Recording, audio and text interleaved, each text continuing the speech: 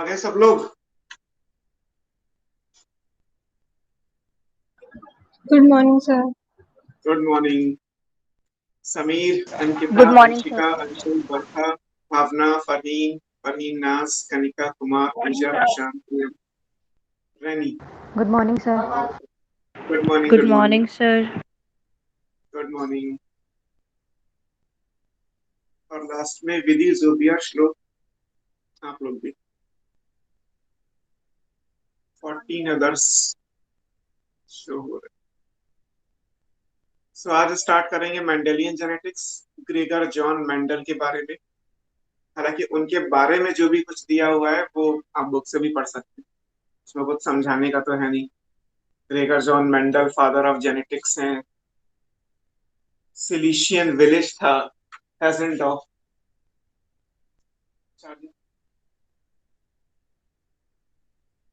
यहाँ pageant of आजकल Austria में आता है, तो वहां पे उनकी बर्थ हुई थी। उन्होंने मैथमेटिक्स में पीजी किया, है ना। फिर जॉब जब ज्वाइन की तो उन्होंने एज ए मॉन्क ज्वाइन किया था। मॉन्स्ट्री को अगस्टियन मॉन्स्ट्री था, जहां पे उन्होंने एज ए मॉन्क जॉब मिल गई। ब्रीडिंग में उनका इंटरेस्ट पहले से था। हालांकि बाई प्रोफेशन वो मॉन्क हैं, बाई एजुकेशन वो मैथमेटिशियन है, बट उनका इंटरेस्ट ब्रीडिंग एक्सपेरिमेंट में था। तो वही मॉन्स्ट्री का जो गार्डन था जो उन्हें मिला हुआ था, उस गार्डन में ही उन्होंने पी प्लांट्स पे काम करना शुरू कर दिया। और वहां से अपना जो भी वो सोचते थे ब्रीडिंग को लेके, वो सारे वर्क करना शुरू किए। और फिर कुछ सालों के बाद उन्होंने अपना पहला रिसर्च पेपर दिया, और वो सब आपको पढ़ना है। उनकी डेट ऑफ बर्थ, उनकी डेथ डेथ वो क्रॉनिक नेफ्राइटिस से उनकी डेथ हो गई थी। ये सब कभी पूछा नहीं जाता। फिर भी अगर आप चाहें तो ग्रेगर जॉन मेंडल के बारे में, जहाँ से जेनेटिक्स की यूनिट स्टार्ट हुई है, वहां पे उनके बारे में थोड़ा सा आइडिया आप ले सकते हैं। एक पैराग्राफ दिया हुआ है यूनिट स्टार्ट करने के साथ, वहां से देख सकते हैं। जो नीट के हिसाब से इम्पोर्टेंट है, जो जो चीजें आपको ऑब्जेक्टिव क्वेश्चंस में मिल सकती हैं, उन पे हम फोकस करते हैं directly. So father of genetics Gregor John Mendel.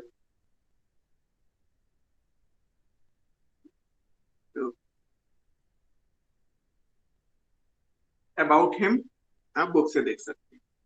हमारे लिए काम क्या है, जब उन्होंने मॉन्स्ट्री को ज्वाइन कर लिया और वहां पे ब्रीडिंग एक्सपेरिमेंट स्टार्ट किए, तो कब स्टार्ट किए वो इम्पोर्टेंट है।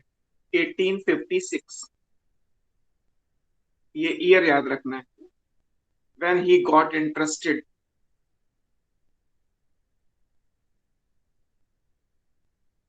इन ब्रीडिंग एक्सपेरिमेंट,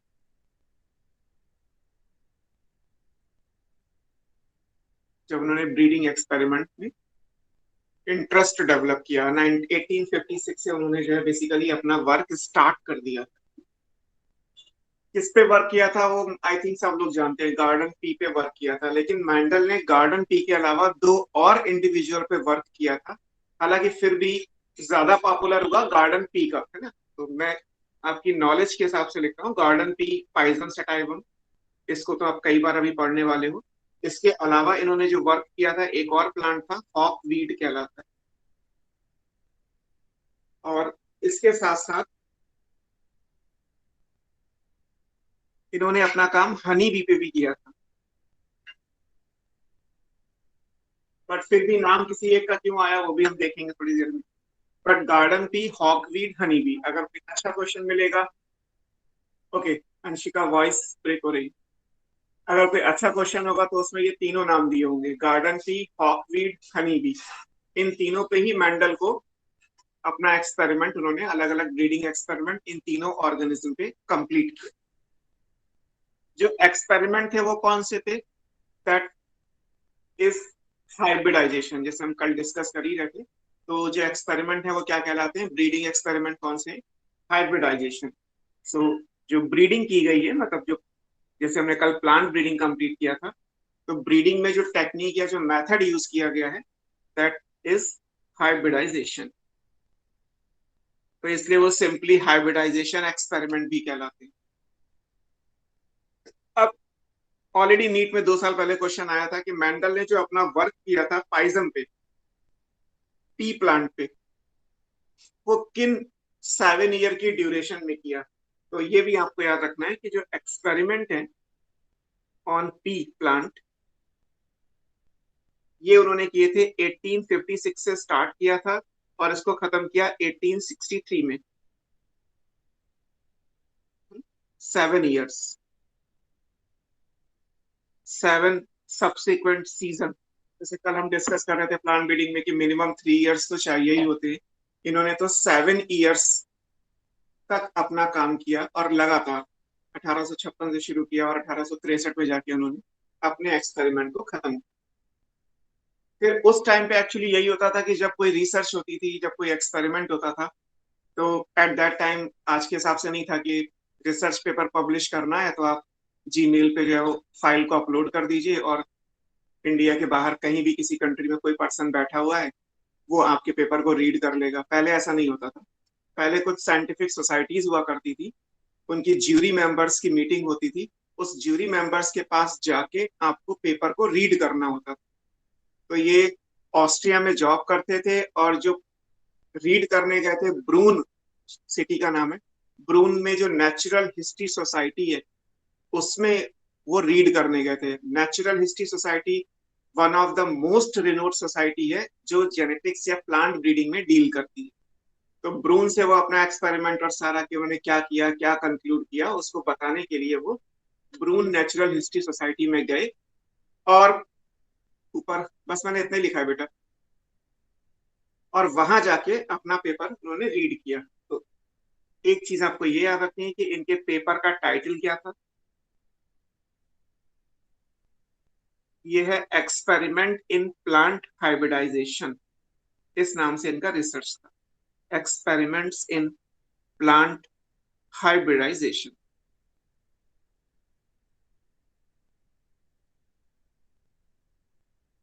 तो ये आपको याद रखना है। इसको पब्लिश किसने किया था? This is published bye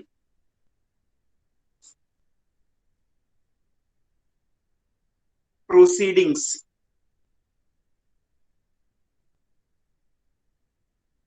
of Brunn natural history society.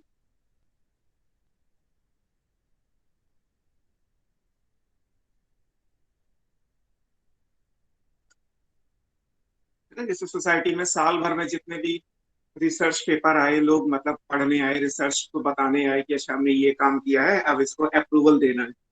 तो जब साल भर में जितने भी चीजों को अप्रूवल दिया जाता था, साल भर में एक बार प्रिंटिंग केवल होती थी। तो at the end of the session, जब 1863 तक तो उन्होंने एक्सपेरिमेंट किए, 2-3 साल उसको कंक्लूड करने में लग गए। ये बात है 1866 की। तो 1866 में जो है वो इनका पेपर पब्लिश किया गया था। किसने किया? Proceedings of Brunn natural history society, इन्होंने। अब 1866 से लेके और 1900 तक 34 ईयर्स तक मेंडल के वर्क को किसी ने भी रिकॉग्नाइज नहीं किया। मेंडल के वर्क की जो रीडिस्कवरी हुई वो 1900 में हुई। During this particular time gap of 34 years Mendel का वर्क किसी ने भी जो है वो रिकॉग्नाइज नहीं किया। क्यों रिकॉग्नाइज नहीं किया? इसके कुछ रीजन दिए हैं एनसीईआरटी में, हम उन पे भी फोकस करते हैं कि वो क्या क्या रीजन है। इसके बाद 1900 आएगा जो हम बाद में देखेंगे। आपकी बुक में एक पैराग्राफ बीच में से स्टार्ट करके दिया है बुक में कि जो मेंडल के रिजल्ट्स थे, मेंडल्स रिजल्ट्स रिमेन हिडन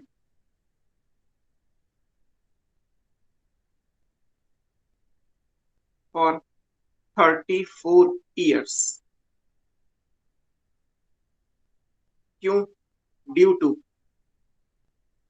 अब क्या क्या रीजन थे जिसकी वजह से मेंडल के वर्क को 34 सालों ने, कभी प्रोसीडिंग्स में पब्लिश हो गया that is different thing, but जो उन्हें पब्लिसिटी, जो उनके रिजल्ट्स को नेम एंड फेम मिलना चाहिए था वो नहीं मिला।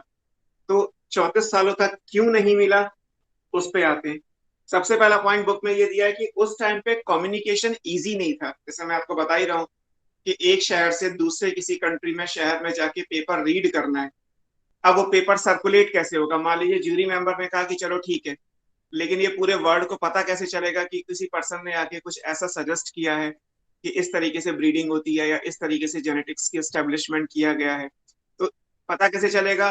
कि साल भर में जब कोई मीटिंग होगी किसी और कंट्री में, तो जो बंदा जाएगा वो अपने साथ लेके जाएगा। तो कम्युनिकेशन बहुत इजी नहीं था आज के हिसाब से अगर कहा जाए, इसलिए उनका वर्क बहुत ज्यादा पब्लिसाइज्ड नहीं हो पाया। तो पहला रीजन क्या है? कम्युनिकेशन वॉज नॉट इजी,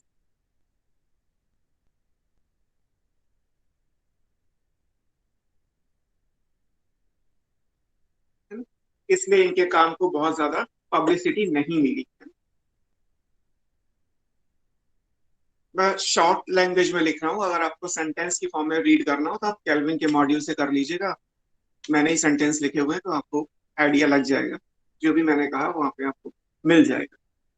दूसरा रीजन, थोड़ा बहुत मैंडलिज्म का आइडिया तो हो गई। जैसे मैंडल ने कहा कि टॉल जो करेक्टर होता है that is govern by capital T. Capital T हम लिखते ही हैं टॉल के लिए कैपिटल टी और डॉफ के लिए स्मॉल टी। तो ये जो भी हमने कैपिटल टी स्मॉल टी बोला, इसको फैक्टर बोला था मेंडल ने, है ना? जैसे आज आप एलील बोलते हो, जीन बोलते हो, मेंडल ने उसकी जगह वर्ड क्या यूज किया?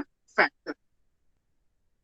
तो जैसे मैंने कल आपको समझाया था, इससे पहले की जितनी भी थ्योरीज थी जो प्री मेंडलियन एरा में थी, उनमें ये कहा गया था कि कैरेक्टर अगर एक बार ब्लेंड हो जाएगा तो आने वाली जनरेशन में वो अलग अलग नहीं होगा।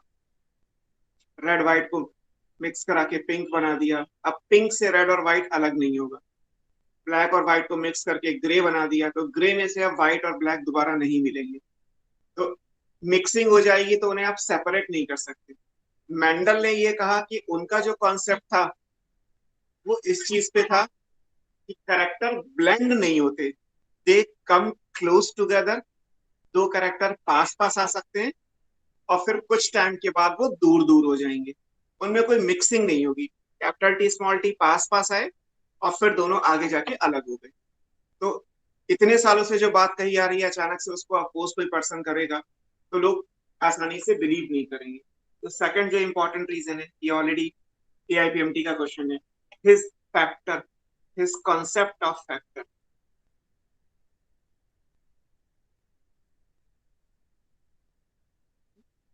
फैक्टर्स को आज आप क्या बोलते हैं? एलील्स बोलते हैं। या अभी हम पढ़ेंगे डेफिनेशन सबकी, जीन्स के पैरेलल में लिख दे रहा हूँ कि जिसको आप एलील या जीन्स जानते हो, मेंडल ने उसकी जगह वर्ड क्या यूज किया था? फैक्टर। वाज नॉट एक्सेप्टेड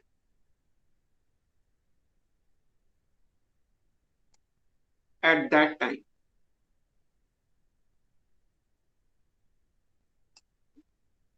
क्यों ऐसा था? बिकॉज जो फैक्टर्स होते हैं दे आर डिस्क्रीट। डिस्क्रीट का मतलब आइडेंटिकल,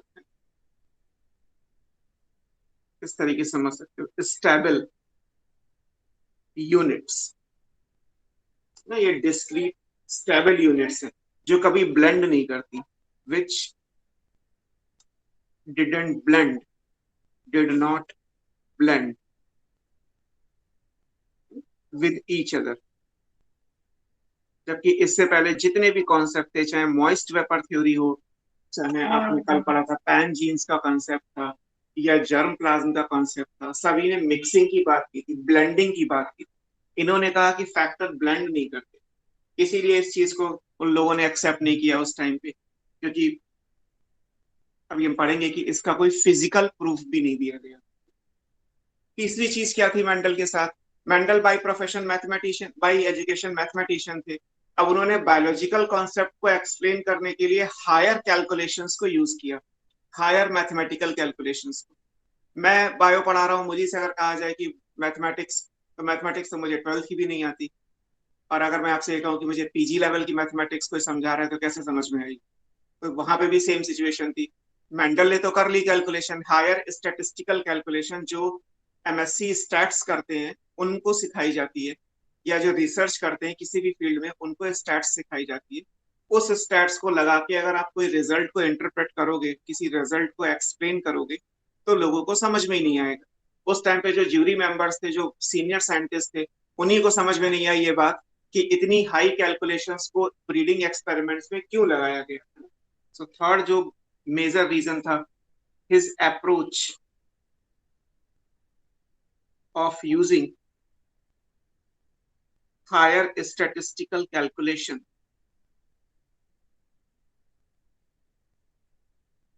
या टेक्निक्स, कुछ भी लिख सकते हैं, calculations to explain biological phenomena या बायोलॉजिकल प्रोसेस। इनहेरिटेंस तो एक बायोलॉजिकल प्रोसेस ही है ना। ये लोगों को नॉट एक्सेप्टेड, ये लोगों को समझ में नहीं आया कि आप रिजल्ट को कॉम्प्लिकेट क्यों कर रहे हो ना। जैसे मैं आपसे कहूं कि आपका रिजल्ट सिग्निफिकेंट नहीं है, आप कहोगे यार मेरे तो मार्क्स अच्छे आए हैं इस वीक में, सर कह रहे हैं कि सिग्निफिकेंट नहीं है। अब मेरा जो वर्ड है ना सिग्निफिकेंट, वो स्टैटिकली सिग्निफिकेंट होता है। जब भी कोई सीनियर साइंटिस्ट या कोई रिसर्चर सिग्निफिकेंस वर्ड को यूज करता है, तो उसका मतलब होता है इन टर्म्स ऑफ स्टैटिक्स। मेरे लिए आपके नंबर सिग्निफिकेंट तब होंगे जब उसमें कंसिस्टेंसी आएगी। ऐसा नहीं है कि इस हफ्ते तो टेस्ट इजी भी हो सकता है, इस हफ्ते का जो टॉपिक है वो आपको जल्दी समझ में आ गया इसलिए आपके मार्क्स अच्छे आ गए। हो सकता है इस हफ्ते का पेपर मैंने जो है वो बहुत इजी बना दिया हो, कोई भी रीजन हो सकता है। ये तो बाई चांस भी हो सकता है ना, इट्स ए चांस फैक्टर। आप मेहनत कर रहे हो और आपके मार्क्स अच्छे आ रहे हैं, उसका प्रूफ क्या होगा कि कम से कम लगातार 3 बार आपके रिजल्ट अच्छे आए, फिर मैं तीनों का एवरेज ले लूंगा, फिर उस चीज को देखूंगा कि आपके मार्क्स कितने आ रहे हैं। और जो 3 बार हुआ है वो मिनिमम है, जितनी ज्यादा टाइम आप करोगे उतनी एक्यूरेसी आती जाएगी। जैसे मेंडल ने 3 साल की जगह 7 साल तक ब्रीडिंग किया तो ज्यादा एक्यूरेसी आ गई, अगर कोई 17 साल तक करेगा तो और ज्यादा एक्यूरेसी आ जाएगी। जितना आप ये फिगर बढ़ाते जाओगे उतनी एक्यूरेसी आती जाएगी, डेटा उतना ज्यादा एक्यूरेट निकल के आएगा इन टर्म्स ऑफ स्टैटिक्स। तो इसलिए उन लोगों ने नहीं एक्सेप्ट किया था उस टाइम पे कि हायर स्टैटिस्टिकल कैलकुलेशंस को क्यों यूज किया। चौथा और लास्ट पॉइंट जो इम्पोर्टेंट है वो ये कि जो ये फैक्टर वाला जो कॉन्सेप्ट था, मेंडल ने इसका कोई फिजिकल प्रूफ नहीं दिया। फिजिकल प्रूफ क्या कहलाएगा? मान लीजिए मैं आपसे कहूं कि किसी करेक्टर को गवर्न करने के लिए 2 फैक्टर होते हैं, लाइक प्लांट की हाइट को गवर्न करने के लिए 2 फैक्टर हैं, कैपिटल टी और स्मॉल टी। अभिषेक नमस्ते, 19 मिनट्स लेट। अब मैंने जो बात कही कि टॉल के लिए कैपिटल टी या डॉफ के लिए स्मॉल टी है, या मुझसे कोई ये कहे तो बीइंग ए स्टूडेंट मेरा क्वेश्चन ये होगा कि सर मुझे दिखाओ कि एक सेल में कैपिटल टी और स्मॉल टी कहाँ दिखाई देता है। मुझे फिजिकल प्रूफ चाहिए, क्योंकि बायोलॉजी का मतलब है दिखना। अगर दिखना बंद हो जाएगा तो फिजिक्स केमिस्ट्री हो जाएगी, है ना। आप अगर अपने हाथ में कैल्शियम क्लोराइड लेके रखे हुए हैं तो कैल्शियम क्लोराइड में CaCl2 लिखा हुआ कहीं नहीं दिखाई दे रहा, है ना। और या फिर फिजिक्स से इलेक्ट्रॉन प्रोटॉन न्यूट्रॉन है तो दिखाई कहीं नहीं दे रहे। प्रूव कर सकते हो, दिखाई नहीं दे सकते। सेल दिखेगा, माइटोकॉन्ड्रिया दिखेगा, क्लोरोप्लास्ट दिखेगा, टिश्यू भी दिखाई देगा, ऑर्गन भी दिखाई देगा, बायो में सब दिखाई देता है। बायोलॉजी का मतलब ही ये फिजिकल साइंस नहीं, इसको फिजिकल प्रूफ देके आप एक्सप्लेन कर सकते हो, लेकिन फिजिक्स और केमिस्ट्री को नहीं कर सकते। मैथमेटिक्स तो पूरी तरीके से लेट अस अज्यूम से स्टार्ट होती है सर पेपर और थोड़ा सा ऊपर करना। वहीं पे खत्म हो जाती है। तो इंपॉर्टेंट चीज ये है कि मेंडल ने फिजिकल प्रूफ नहीं दिया अपने कॉन्सेप्ट ऑफ फैक्टर के लिए। वो लोगों को ये नहीं बता पाए कि टॉल के लिए अगर कैपिटल टी है तो कैपिटल टी की लोकेशन सेल में कहाँ है, किसी प्लांट के अंदर, किसी ऑर्गन में या किसी सेल में वो कहाँ मिलेगा। आज तो हम जानते हैं कि फैक्टर को अगर हम जीन मान लें तो gene are present on the chromosome, लेकिन उस टाइम पे नहीं जानते। तो लास्ट मैं लिख रहा हूँ इसमें पेपर ऊपर किया मैंने, he could not provide physical proof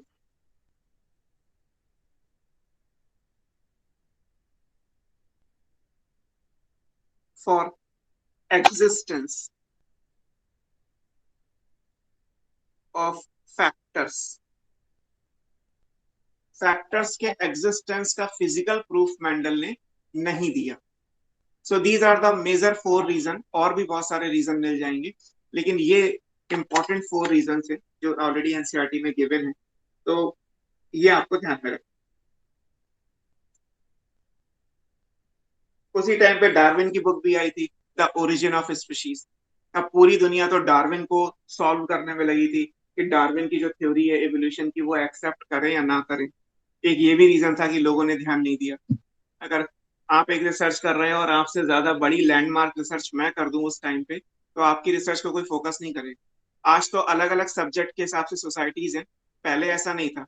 पहले तो कॉमन ज्यूरी होती थी, कॉमन सोसाइटीज होती थी जो रिसर्च को गवर्न करती थी। और बायो में अगर डार्विन की कॉन्सेप्ट आएगा और मेंडल का कॉन्सेप्ट आएगा, तो ऑलरेडी डार्विन पे लोग ज्यादा फोकस करेंगे, बिकॉज डार्विन से पहले लैमार्क था।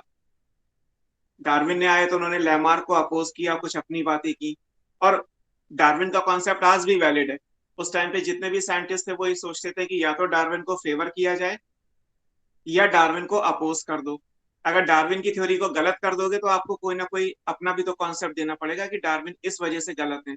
गलत तो आज तक नहीं है डार्विन, तब से लेके आज तक वो थ्योरी, इवोल्यूशन में जो मोस्ट एक्सेप्टेड थ्योरी है वो डार्विनिज्म ही कहलाती। तो सारी साइंटिस्ट और उनके जो मेंबर्स वगैरह थे ज्यूरी, वो सब डार्विन की बुक को पढ़ने में लगे हुए थे कि डार्विन के स्पेसिएशन के कॉन्सेप्ट को कैसे समझेंगे। तो उस वो भी एक बड़ा रीजन था कि मेंडल के वर्क को किसी ने नोटिस नहीं किया है। फिर ये फोर तो आप याद रखिएगा। आफ्टर 34 ईयर्स, जब सब कुछ शांत हो गया, साइंस थोड़ा और इम्प्रूव गई, 34 सालों में और सोसाइटीज बन गई, है ना, तब 3 इंडिपेंडेंट रिसर्चर थे जो अलग अलग कंट्री में थे, जो अलग अलग तरीके से काम कर रहे थे, और तीनों का आपस में कोई कम्युनिकेशन नहीं था। बस उन्होंने 34 साल पुराना रिसर्च जो मेंडल का था वो उठा के देखा और कहा कि हम एक बार करके देख लेते हैं कि 34 ईयर्स पहले जो कॉन्सेप्ट आया था, क्या वो कॉन्सेप्ट आज भी वैलिड है या नहीं। तीनों का आपस में कोई रिलेशन नहीं था, कोई कम्युनिकेशन नहीं था, तो तीनों एक दूसरे को ये नहीं बता रहे थे कि मैं भी कर रहा हूँ तुम भी करके देखो। 3 इंडिपेंडेंट रिसर्चर थे। तीनों ने जब मेंडल के तरीके से काम करके देखा, अलग अलग प्लांट्स पे, अलग अलग एनिमल्स पे, तो उन्हें एग्जैक्टली वही रिजल्ट्स मिले जो मेंडल ने 34 ईयर्स पहले कहे थे। यहां से मेंडल के वर्क की रीडिस्कवरी हुई और उसके बाद मेंडल को फादर ऑफ जेनेटिक्स का टाइटल दिया गया, क्योंकि 34 ईयर्स पहले मेंडल वो बात कह चुके थे जो 1900 में 3 लोगों ने प्रूव की है ना।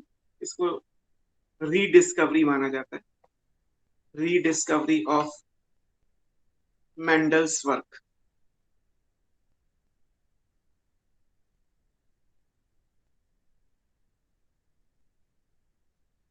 सिर्फ ये तीनों का नाम पूछा जाता है कि ये कौन 3 लोग हैं जिन्होंने मेंडल के वर्क को रीडिस्कवर किया है ना। इसको आप बोलते हैं बर्थ ऑफ जेनेटिक्स इन 1900। कौन कौन से हैं? एक कार्ल कोरेंस है, इनका नाम आगे भी कहीं आएगा। इन्होंने मेज पे काम किया था, वर्किंग ऑन मेज, है ना, जर्मनी में थे ये। एक ह्यूगो ड्रिवीस, इनका नाम तो सब जानते ही हैं, म्यूटेशन की थ्योरी दी थी। इन्होंने इवनिंग प्रिमरोज पे काम किया था, एवोल्यूशन में भी आप पढ़ोगे, evening primrose, ROS। Evening primrose क्या है? ऑयनोथेरा प्लांट। और तीसरा है टेशर मार्क, ये ऑस्ट्रिया के थे जहां से मेंडल बिलोंग करते, TSCH, टेशर मार्क। इन्होंने बहुत सारे फ्लावरिंग प्लांट्स पे काम किया। बस इन तीनों का नाम पूछा जाता है कि मेंडल के वर्क को रीडिस्कवर किसने किया, तो आपको याद रखना है Karl Correns, Hugo de Vries and टेशर mark.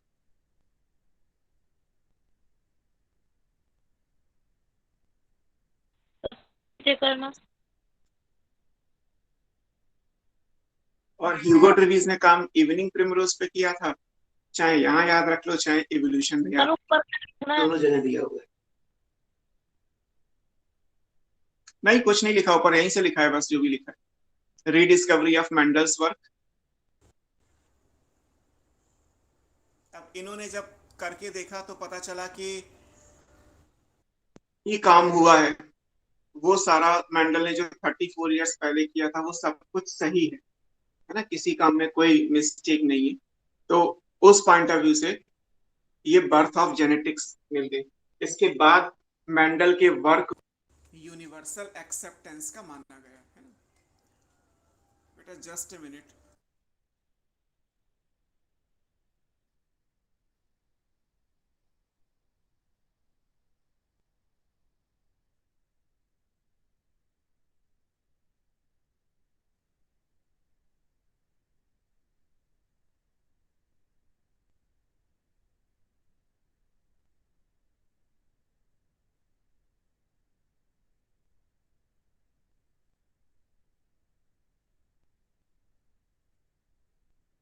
Disconnect हो गया था बेटा।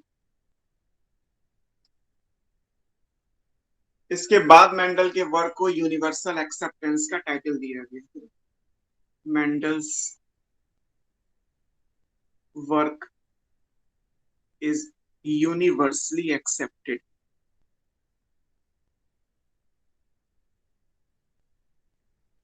यहां से इनको फादर ऑफ जेनेटिक्स से इंटाइटल किया।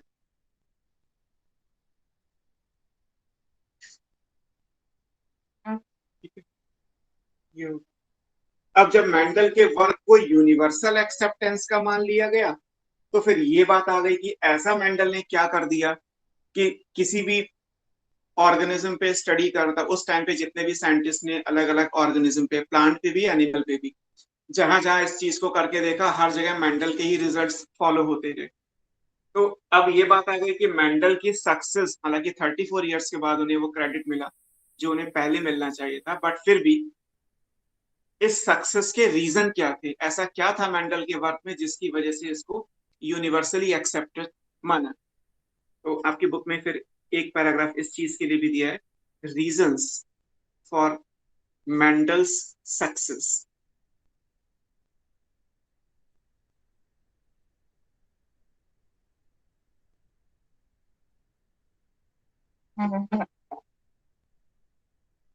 अब सबसे पहली चीज, मेंडल ने जब ब्रीडिंग की तो ब्रीडिंग में एक या दो करेक्टर केवल एक साथ लिए।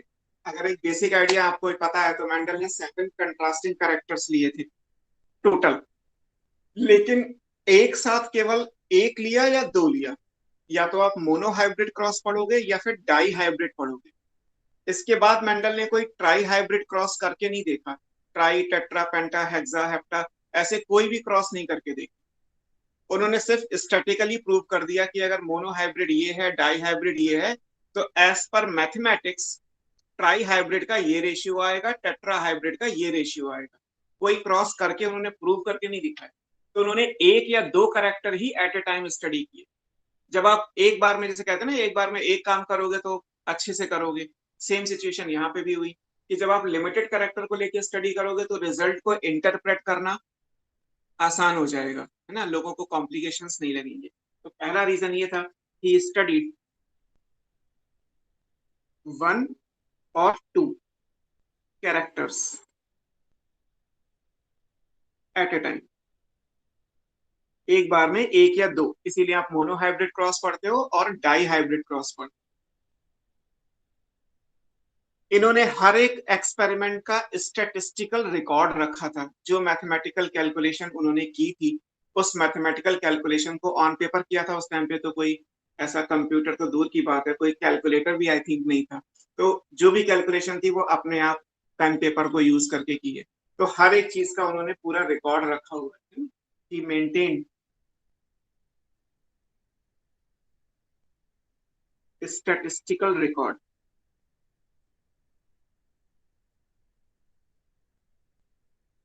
of all the experiment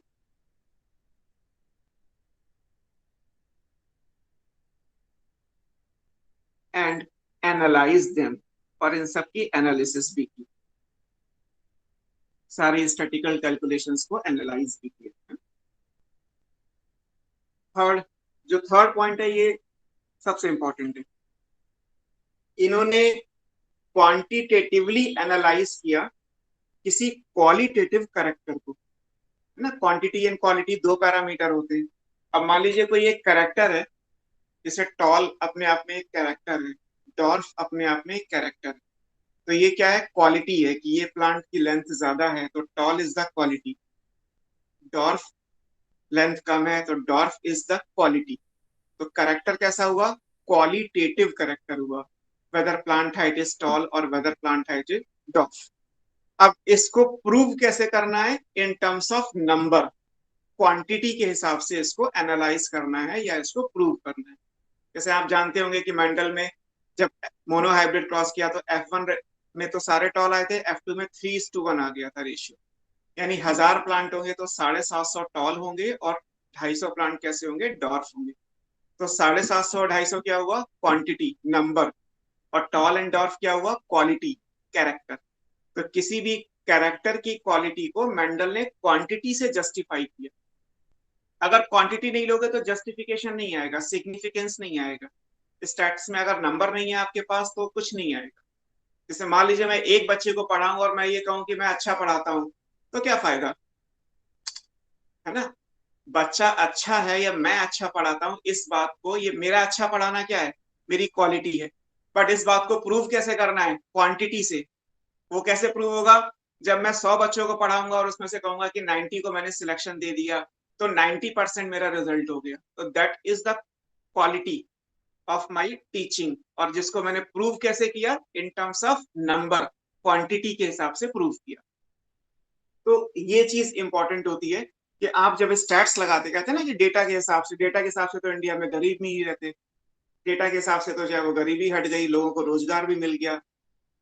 on paper मिल जाएगा क्योंकि स्टैटिकली तो प्रूव हो जाएगा, फिजिबल होगा। सड़क पे निकल के देखोगे तो शायद वो चीज आपको लगेगी नहीं, अभी भी इंडिया में बहुत कुछ है जो ऑन पेपर तो हो गया बट उसका बेसिकली इम्प्लीमेंटेशन नहीं दिखाई दे रहा। तो दो अलग अलग चीजें हैं। इसीलिए स्टैटिक्स को कहते हैं ब्यूटी ऑफ मैथमेटिक्स। मैथमेटिक्स में सबसे अच्छी ब्रांच स्टैटिक्स मानी जाती है। आप अपनी बात को जैसे चाहे वैसे कह लीजिए, गलत नहीं होगा, क्योंकि आप अपना क्राइटेरिया बदल दोगे तो मेरे हिसाब से जो गलत है वो आपके हिसाब से सही हो जाए। जैसे मान लीजिए किसी के नंबर 200 आते हैं टेस्ट में, अगर उसके नंबर 400 आ गए तो मेरा क्राइटेरिया क्या है कि सिलेक्शन के लिए 600 नंबर चाहिए, अभी भी आप पीछे हो। ये मेरा सोचना है, मैं गलत नहीं हूँ। आप क्या सोच रहे हो? सर मेरे 200 से 400 हो गए तो मैंने दुगने नंबर कर लिए, कल को 3 गुने भी कर लूंगी या कर लूंगा। तो आप अपनी जगह सही हो, गलत कोई नहीं है। आप भी सही हो, मैं भी सही हूँ, लेकिन दोनों के देखने का नजरिया अलग है। मैं सोच रहा हूँ सिलेक्शन के हिसाब से 600, आप सोच रहे हो अपनी मेहनत के हिसाब से 400। क्योंकि आपने 200 से 400 कर दिए तब भी तो मेहनत की है ना। आज 200 से 400 हुए, कल 400 से 600 नंबर भी हो जाएंगे। सो दैट इज व्हाट, कि हम किसी भी क्वालिटी को क्वांटिटी के सेंस में पढ़ते हैं। ऐसा नहीं है कि रेशियो 3:1 मैंडल का आएगा तो सिर्फ 4 प्लांट को स्टडी किया और कह दिया गया कि 3 टॉल है और एक। हजारों प्लांट को स्टडी किया था और फिर उसको रेशियो में लेके आए। जैसे मान लीजिए अगर 1000 प्लांट्स है तो 750 अप्रोक्सीमेटली टॉल है, 250 अप्रोक्सीमेटली डॉर्फ है। तो राउंड फिगर में जो रेशियो आएगा वो 3:1 आएगा, है ना। तब ये आया 3:1 रेशियो। आगे जितने भी रेशियोज आप पढ़ोगे उनको ऐसे ही प्रूव किया जाता है। जो तीसरी लाइन लिखी है वो है क्वांटिटेटिवली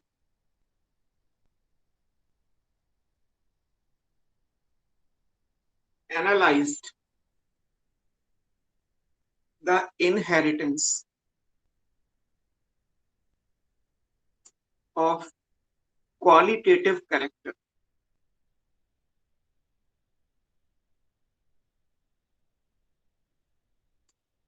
नंबर से एनालिसिस किया जाएगा क्वालिटी को, टॉल डॉर्फ रेड वाइट, है ना, ग्रीन येलो राउंड रिंकल्ड, जो भी आप कैरेक्टर पढ़ोगे इसको जो भी कहा जाएगा इस कैरेक्टर को लेके वो नंबर बेसिस पे कहा जाएगा।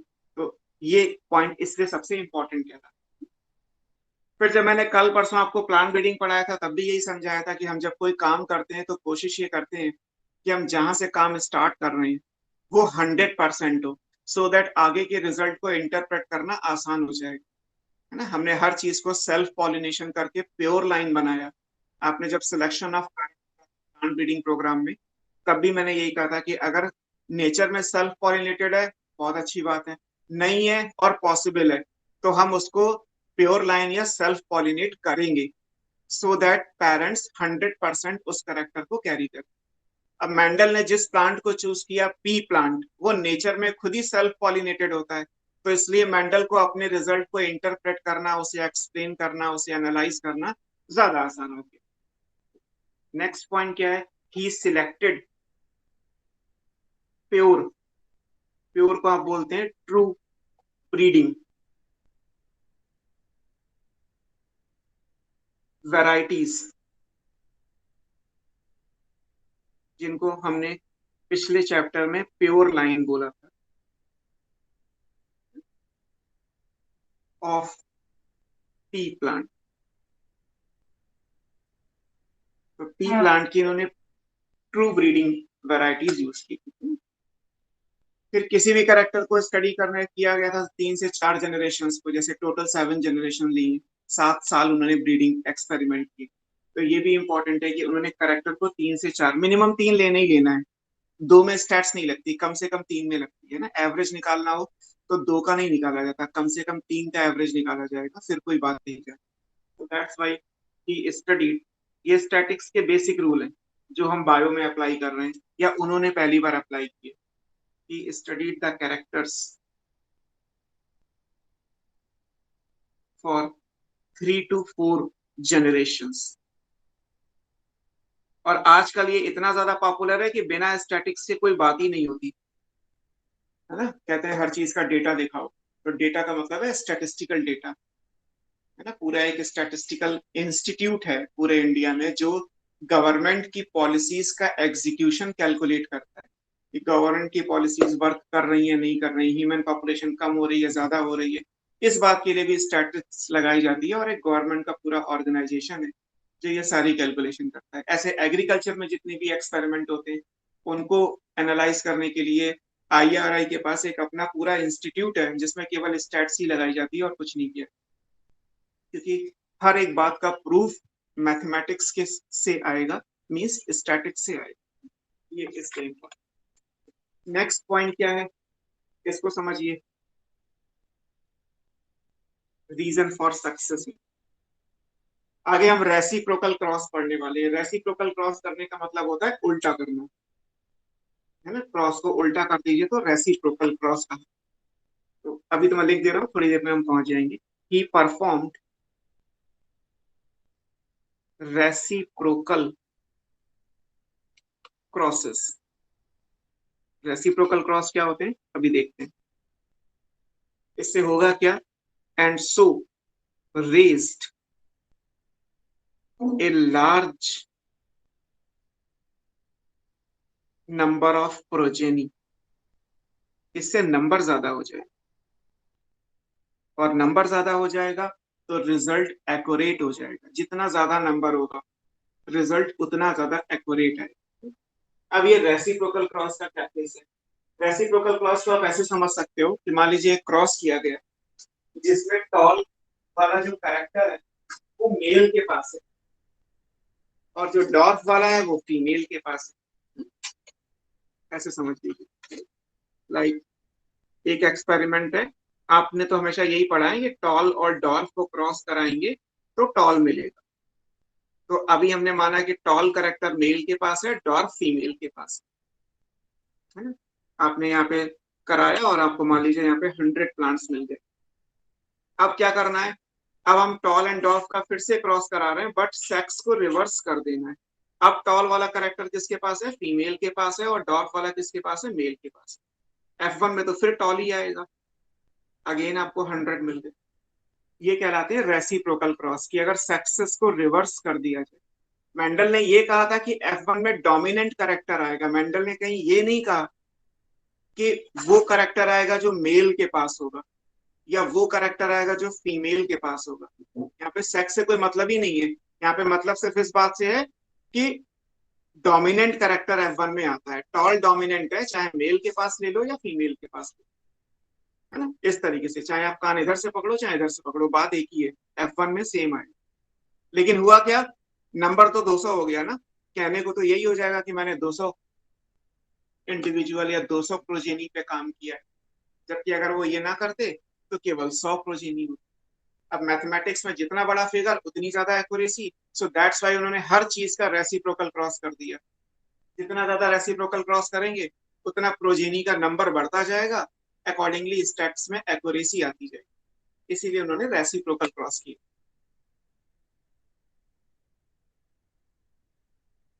नेक्स्ट आपकी बुक में दिया हुआ है, his experiments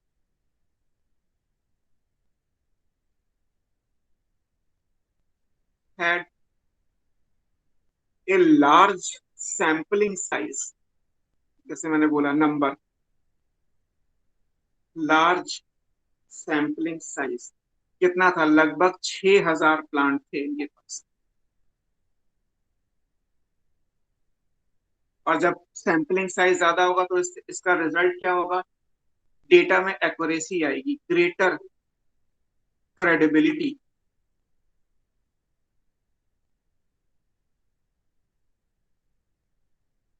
to the data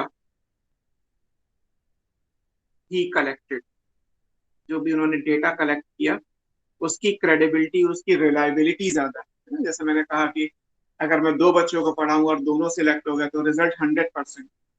but जब कोचिंग इंस्टीट्यूट बड़ा होता है और 2000 बच्चे होते हैं तब भी रिजल्ट 2000 का नहीं आता, रिजल्ट 20 का ही आता है। अब होगा क्या, दोनों अपनी अपनी जगह सही होंगे।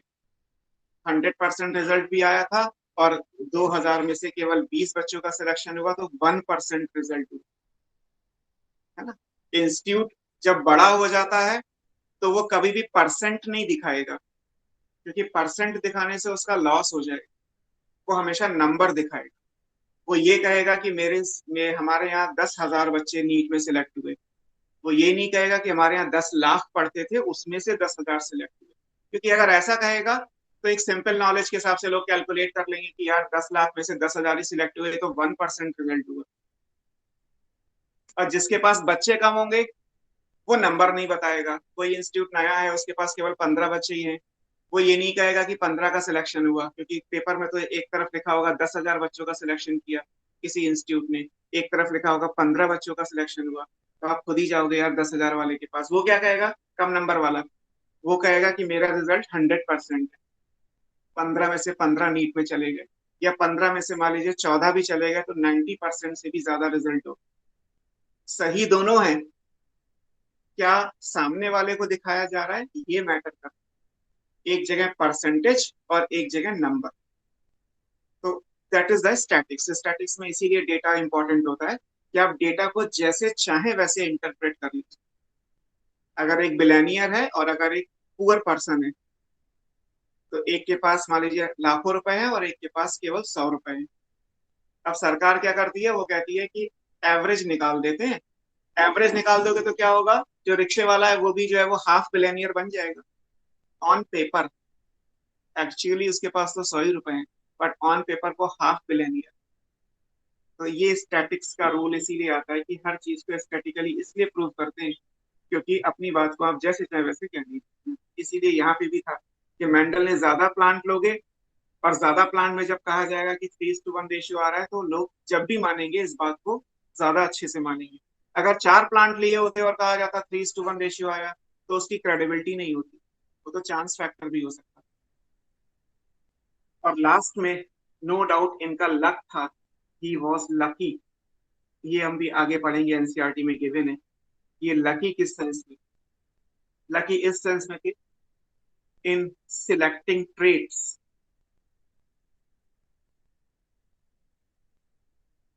जीन्स of which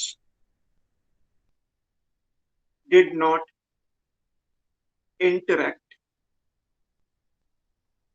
जिसे आप आगे लिंकेज पढ़ोगे इसी चैप्टर में। जब मेंडल का सारा कुछ खत्म हो जाएगा तो एक टॉपिक आएगा लिंकेज एंड रिकॉम्बिनेशन, हेडिंग होगी आंसर।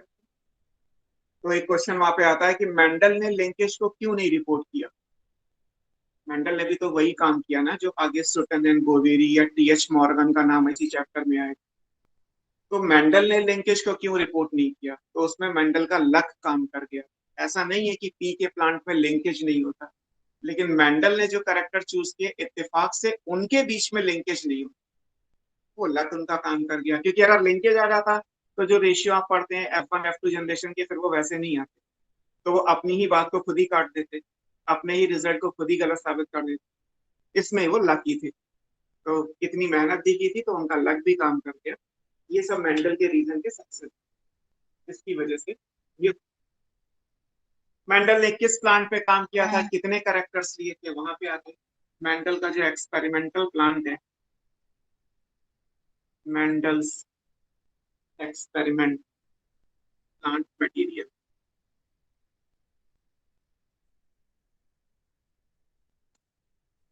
ये कौन सा था? This is garden pea. Maximum जो वर्क था वो गार्डन पी पे किया गया। Garden pea is Pisum. वैसे तो आप फैबेसी फैमिली पढ़ चुके हैं, सेटाइवम।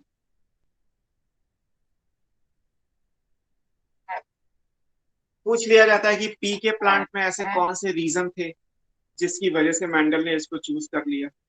पी की जगह कोई और भी ले सकते थे। मैं भी अगर कोई रिसर्च कर रहा हूँ तो कुछ सोच समझ के तो चूज करूंगा कि मैं किस प्लांट पे या किस एनिमल पे रिसर्च करूँ। सो दैट्स वाई मेंडल ने भी ये सोच समझ के पी के प्लांट को चूज किया। क्यों किया? क्योंकि पी के प्लांट में सेवरल कंट्रास्टिंग कैरेक्टर हैं। जैसे अभी आप 7 पढ़ो, कंट्रास्टिंग कैरेक्टर्स, है ना। मेंडल ने 7 पेयर ऑफ कंट्रास्टिंग कैरेक्टर लिए। पी का प्लांट आप जानते ही हैं, एनुअल है। एनुअल में भी सीजनल है। फ्यू मंथ में क्रॉप कंप्लीट हो जाती है। एनुअल प्लांट, इसका जो लाइफ स्पैन है वो 3 to 4 मंथ का। तो 3 से 4 महीने में आपको जो भी चीजें चाहिए, प्लांट हाइट, सीड का करेक्टर, सीड का शेप, सीड का कलर, सब इसी में मिल जाए। इन 3-4 महीनों में मिल जाए। इसका मतलब जो नया जनरेशन आएगी उसको आप बहुत कम टाइम में एनालाइज कर सकते हो। जो ऑफ स्प्रिंग है, it can be analysed in short duration. पूरे साल आपको खेती नहीं करनी है, केवल 3-4 महीने कर लीजिए। उसके बाद होता यही है, जो लोग प्लांट्स पे काम करते हैं तो वो क्या करते हैं, 4 महीने तो उन्हें खेती करनी है, बेसिकली खेत पे ही जाके काम करना है, फार्मिंग ही करनी है एक तरीके से। बाकी के 8 महीने वो लैब में बैठ के स्टैटिक्स लगाते रहते हैं। आजकल सॉफ्टवेयर बन गए हैं, पहले ये काम मैनुअली होता है। पी का प्लांट आपने पढ़ा हुआ है कि जो फ्लावर है वो नेचुरली क्लिस्टोगैमस है। जो फ्लावर कभी ओपन ही नहीं होता, तो नेचर में 100% सेल्फ पॉलिनेशन ही होगा।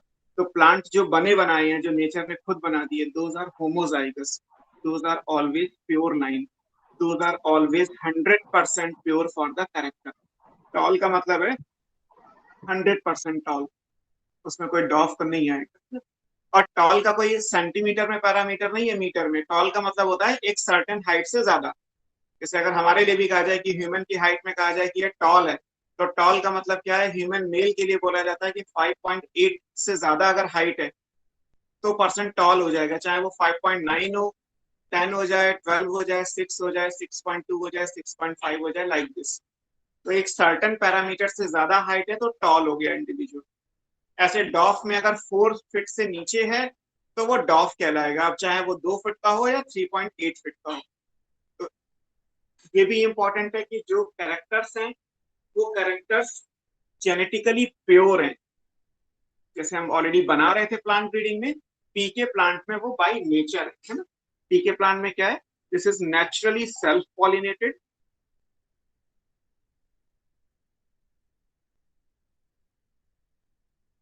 इसके जो फ्लावर हैं वो आप पढ़ ही चुके हैं, क्लिस्टोगैमस होते हैं।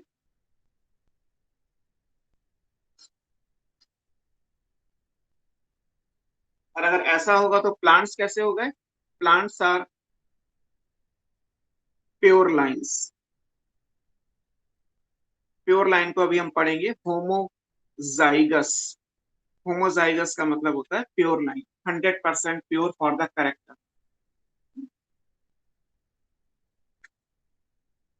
अब क्योंकि हाइब्रिडाइजेशन करना है तो फिर आपको मैनुअली करना पड़ेगा। टॉल का डॉफ से क्रॉस कराओगे तो टॉल वाले फ्लावर को ओपन करोगे, उसमें से पॉलन लेके उसे डॉर्फ वाले पे डालोगे, फिर उसको बंद करोगे।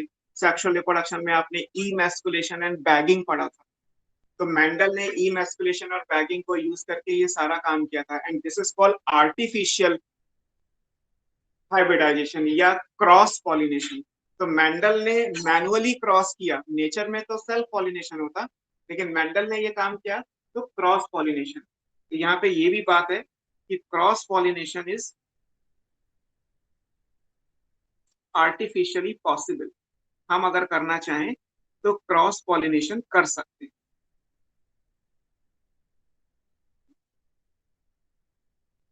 बाकी कुछ चीजें जर्नलाइज हैं, लाइक आसानी से कल्टीवेट हो जाता है। पी के प्लांट में बहुत ज्यादा मेहनत नहीं करनी पड़ती, it is easy to cultivate. आसानी से मटर का पौधा ग्रो कर जाए। मटर के जो सीड्स होते हैं वो बड़े बड़े होते हैं, लार्ज साइज के सीड हैं। जो पॉड बनती है मटर की, जो फली होती है वो भी बड़ी है, आसानी से उसे आप हैंडल कर सकते हैं। तो ये सारे करेक्टर भी थे। एक जो और इम्पोर्टेंट है, जो F1 हाइब्रिड बनेगा क्रॉस पॉलिनेशन करने के बाद, टॉल एंड डॉर्फ का क्रॉस करने के बाद जो F1 जनरेशन में आएगा, F1 हाइब्रिड फर्टाइल है, it can reproduce by itself. कई बार ये भी होता है कि जब आप क्रॉस कर देते हैं तो F1 जनरेशन में जो आएगा वो स्टेराइल होता है, उससे आगे अपने आप रिप्रोडक्शन होते ही नहीं। तो आपके क्रॉस करने का भी कोई बेनिफिट नहीं हुआ। अब आप हर बार तो ना क्रॉस करोगे, जैसे कल प्लांट ब्रीडिंग में समझाया था कि आप कितना भी टाइम लगा लो लेकिन एक बार लगना चाहिए। उसके बाद एक वैरायटी बना दी तो फिर वैरायटी से वैरायटी अपने आप नेचर में बनती जाए। इसीलिए हमने जेनेटिक मैनिपुलेशन किया ना, क्योंकि जो चेंज हम चाहते हैं वो चेंज परमानेंट हो जाए। तो नेचर में पी के प्लांट पे जब मेंडल ने काम किया तो ये भी एक खास बात थी कि पी का प्लांट में जो F1 हाइब्रिड बनेगा, जब आप क्रॉस पॉलिनेशन से एक जनरेशन बनाओगे तो वो सेक्सुअली रिप्रोड्यूसिंग है, वो फर्टाइल है, तो अपने आप फ्लावर बना के सीड बना सकती है। तो हम एक बार करेक्टर अपने हिसाब से करेंगे, उसके बाद इनहेरिटेंस को स्टडी करते जाएंगे, क्योंकि ऑर्गेनिज्म जो आगे आएंगे दोज आर फर्टाइल। अब कौन कौन से 7 कैरेक्टर्स हैं आपकी बुक में, एक डायग्राम से भी बना हुआ है, आप सीधे सीधे भी याद कर सकते हैं। देखिए, सिलेक्शन ऑफ ट्रेट्स, मेंडल ने कौन कौन से कैरेक्टर्स यूज किए। मेंडल की लैंग्वेज में एक्चुअली ट्रेट्स ही है उनके रिसर्च पेपर में, इसीलिए स्टार्टिंग में ट्रेट लिखा होगा। ट्रेट का मतलब कैरेक्टर।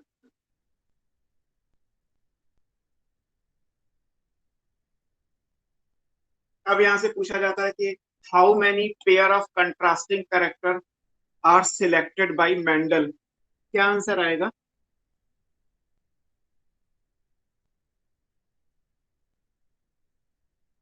7 पेयर। 7 7 पेयर। 7 पेयर 7 या 7 पेयर। 7 कितने ये 7 पेयर्स ऑफ कंट्रास्टिंग कैरेक्टर्स। एक बार नीट में ऐसे पूछा गया, how many true breeding varieties are selected by Mendel। आप क्या आंसर करोगे? Sorry, how many true breeding varieties are selected by Mendel? 14। 14 होगा या 7 होगा? 7 होगा। कंफ्यूजन इसी में होना चाहिए, 7 होगा या 14 होगा, बाकी कोई नंबर नहीं आएगा। 14। 14। 7 भी बोला किसी ने और 14 भी बोला। चलो मैं एक्सप्लेन करता हूँ, आंसर क्या आएगा? 14। 7 पेयर है बेटा, बहुत छोटी सी चीज है। इसमें कोई आपको रॉकेट साइंस नहीं लगानी कि यार बहुत कॉम्प्लिकेटेड सा क्वेश्चन पूछ लिया, एनसीईआरटी से बाहर आ गया। ये तो सिंपल सी बात है कि 7 पेयर है तो नंबर में 14 वैरायटी होगी ना। अब अब आप सोचो कि इतनी सिंपल चीज भी जब स्टूडेंट गलत करता है तो फिर इसका मतलब उसे कितने ध्यान से एनसीईआरटी को पढ़ना चाहिए, कितनी बार उसे एनसीईआरटी पढ़नी पड़ेगी कि सो दैट वो पेपर 99% सही कर सके। क्योंकि अल्टीमेटली हर एक चीज का रिलेशन एनसीईआरटी से ही है। डायरेक्ट लैंग्वेज तो नहीं लिखी होगी एनसीईआरटी में, सीधी सी बात। सो 7 पेयर ऑफ कंट्रास्टिंग कैरेक्टर है तो उसका मतलब 14 वेराइटीज हो गई। भाई पेयर ऑफ कंट्रास्टिंग कैरेक्टर मतलब plant height, but plant height की 2 वैरायटी होंगी ना, टॉल एंड डॉर्फ। या फ्लावर का कलर है तो रेड एंड व्हाइट, 2 वैरायटी हो गई, बट कलर एक है। कंट्रास्टिंग कैरेक्टर तो पेयर में आएगा, लेकिन नंबर में अगर आप लेके आएंगे ट्रू ब्रीडिंग वैरायटीज तो फिर उसकी 2 हो जाएंगी। तो इसलिए 7 पेयर हैं अगर इस सेंस में पूछा जाए तो, या 14 वैरायटीज हैं अगर वैरायटी का नंबर। ट्रू ब्रीडिंग का मतलब प्योर लाइन, जो ऑलरेडी आप लिख चुके हैं। कौन कौन से कैरेक्टर्स हैं? पहला कैरेक्टर है स्टेम या प्लांट हाइट।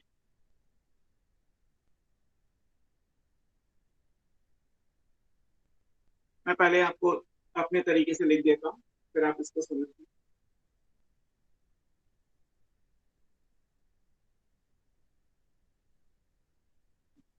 तो ये तो हो गया हमारा character.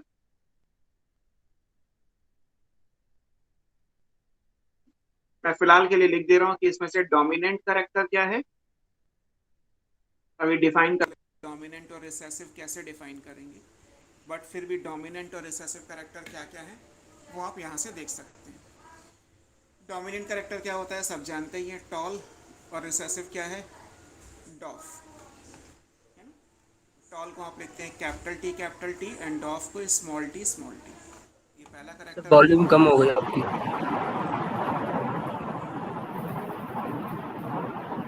Flower position, yes sir, volume कम आ रही है। किसी की कॉल आ रही थी, अभी ठीक आ रही होगी वॉल्यूम। यस सर, अब ओके। हाँ, तो फर्स्ट वन इज स्टेम या प्लांट हाइट। टॉल एंड डॉफ सब जानते ही हैं। फ्लावर की पोजीशन में आएगा एक्सियल या टर्मिनल। मॉर्फोलॉजी याद करो तो आपको एक्सिस में फ्लावर बन सकता है लीफ के, या टिप पे बनेगा, तो दोनों आपको पढ़ा रखी। एक्सियल को लिखा जाता है कैपिटल ए, टर्मिनल को लिखा जाता है स्मॉल ए स्मॉल। तीसरा आएगा फ्लावर का कलर, विच इज वॉयलेट जो डोमिनेंट है, या white. Violet capital V, this is small v small. फिर आएगा मटर की जो पॉड होती है फली, उसका शेप, पॉड का शेप क्या है, या शेप की जगह पॉड की फॉर्म कभी लिखा हो तो एक ही बात। पॉड या तो इन्फ्लेटेड होती है या कंस्ट्रिक्टेड होती है। डायग्राम आप बुक में देख सकते हैं अगर आपको इन्फ्लेटेड या कंस्ट्रिक्टेड पहचानना हो। मटर की फली आपने देखा ही होगा, तो एक तो फ्लैट आती है, ऊपर से देख के नहीं पता चलेगा कि अंदर कितने सीड है, या कई बार ऐसी भी मटर की फली आती है कि ऊपर से आइडिया लगा लोगे कि अंदर कितने सीड्स हैं, क्योंकि वो बीच बीच में मुड़ी जुड़ी सी हुई, कंस्ट्रिक्टेड पॉड कहलाता है। तो पॉड का शेप इन्फ्लेटेड भी हो सकता है, कंस्ट्रिक्टेड भी हो सकता है। ये चौथा character. Fifth character is the pod colour. Pod का कलर ग्रीन येलो है। Green capital G, yellow small G small. Six, seed का शेप क्या है, या सीड की फॉर्म क्या है, ये कहलाता है round and wrinkled. Round is capital R, wrinkled is small r small. फिर आएगा सेवेंथ नंबर पे, सीड का कलर क्या है। सीड में जो कलर होता है एक्चुअली उसके कॉटिलिडन का कलर होता है। मटर की जब दाल बनेगी तो कलर क्या आएगा, so this is basically the cotyledon colour. ये हो सकता है yellow which is the dominant, capital Y, और या ग्रीन हो सकता है, स्मॉल वाई स्मॉल। यहाँ नोटिस करने का चीज ये है कि येलो कलर आ जाए तो येलो किसका, येलो अगर पॉड का कलर है तो रिसेसिव करेक्टर है, येलो अगर कॉटिलिडन या सीड का कलर है तो डोमिनेंट करेक्टर। हमेशा ये मत दिमाग में लेके चलिएगा कि येलो है तो फिर वो डोमिनेंट ही होगा, है ना। येलो डोमिनेंट हो सकता है लेकिन तब जब वो सीड का कलर हो, येलो रिसेसिव होगा तब जब वो पॉड का कलर।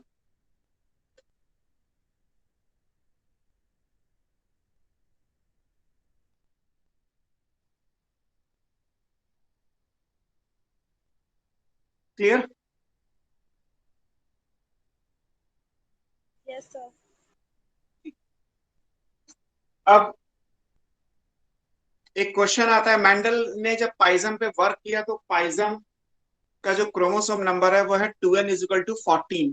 मतलब पाइजम एक डिप्लॉइड प्लांट है और डिप्लॉइड में 2n इजिकल टू कितना नंबर आ रहा है, 14। जैसे हमारा 2n इजिकल टू 46 आ रहा है, यहाँ पे कितना आ रहा है 14, यानी n इजिकल टू 7। शुरू में ये मान लिया गया था जब ये बात आई थी कि भाई मेंडल ने लिंकेज को क्यों नहीं रिपोर्ट किया। अब मैंने लिखा कि मेंडल लकी थे कि उन्हें लिंकेज नहीं मिला। उन्होंने जो जीन्स स्टडी किए वो आपस में इंटरेक्शन नहीं करते। जीन्स आपस में इंटरेक्शन केवल तभी करते हैं जब वो एक क्रोमोसोम पे हो। भाई ये एक क्रोमोसोम का पेयर है, होमोलॉगस पेयर ऑफ क्रोमोसोम है, तो यहाँ का जीन यहाँ से इंटरेक्ट करेगा, क्रॉसिंग ओवर यहाँ से यहाँ के बीच में होगा। अगर ये दूसरा क्रोमोसोम का पेयर है तो यहाँ का जीन यहाँ तो ना चला जाएगा। आपने क्रॉसिंग ओवर पढ़ा होगा, तो क्रॉसिंग ओवर की डेफिनेशन में लिखा होगा exchange of genetic material between two non sister chromatid of a pair of homologous chromosome. तो अगर ये होमोलॉगस क्रोमोसोम का पेयर है तो यहाँ का जीन यहाँ से इंटरेक्ट करेगा, यहाँ का यहाँ से करेगा, यहाँ का यहाँ ऐसे करेगा। अगर दो जीन यहाँ है और दो यहाँ पे है तो इसका इसके साथ कोई इंटरेक्शन नहीं। तो शुरू में यही मान लिया गया था कि मेंडल ने 7 करेक्टर स्टडी किए और n=7 होता है पाइजम में, और अगर एक करेक्टर एक क्रोमोसोम पे होगा तो लिंकेज वैसे ही नहीं होगा, है ना। लेकिन ये सिर्फ माना गया था। बाद में इसको स्टडी भी किया गया कि क्या एक्चुअली जो 7 करेक्टर मेंडल ने स्टडी किए, जो अभी हमने यहाँ पे लिखे, क्या वो एक्चुअली 7 क्रोमोसोम पे हैं। तो बाद में पता चला कि नहीं, ये सातों करेक्टर 7 अलग अलग क्रोमोसोम पे नहीं है। These 7 character were located on 4 chromosome. केवल 4 क्रोमोसोम पे ये 7 करेक्टर हैं। एक क्रोमोसोम पे 2 करेक्टर भी हो सकते हैं, एक क्रोमोसोम पे 3 करेक्टर भी हो सकते हैं, एक क्रोमोसोम पे एक भी हो सकता है। उतना आपको पढ़ना नहीं है कि कौन सा करेक्टर किस क्रोमोसोम नंबर पे। अब हमारे पास मान लीजिए हजारों करेक्टर हैं, क्रोमोसोम तो केवल 23 है ना। अगर ह्यूमन मेल है तो 24 क्रोमोसोम है, तो एक्स सर और वाई इस हिसाब से लिंकेज तो होनी चाहिए फिर। नहीं होगी ना, क्योंकि करेक्टर दूर दूर हो जाएंगे। इंटरेक्शन तभी तो होगा जब पास पास का होगा। अगर मान लीजिए एक करेक्टर यहाँ है और एक यहाँ पे है, तो क्रॉसिंग ओवर कैसे करोगे। क्रॉसिंग ओवर तो आप ऐसे करोगे ना, यहाँ का यहाँ, यहाँ का यहाँ, यहाँ का जीन यहाँ तो ना जोड़ दोगे क्रॉसिंग ओवर। तो अगर जीन दूर दूर होंगे, एक ही क्रोमोसोम पे है लेकिन दूर दूर होंगे, तो भी लिंकेज नहीं मिलेगा।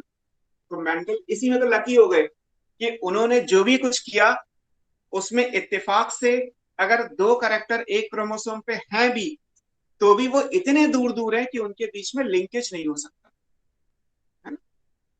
ये हम आगे लिंकेज में भी पढ़ेंगे, तब भी ये बातें आएंगी, बट अभी हमें इसकी जरूरत है इस लाइन की, इसलिए मैंने आपको समझाया कि अगर 2 या 2 से ज्यादा जीन्स दूर दूर होंगे, हालांकि वो एक ही क्रोमोसोम पेयर पे हैं, तो भी वो लिंकेज शो नहीं करेंगे। लिंकेज होने के लिए 2 जीन्स को बहुत पास होना पड़ेगा।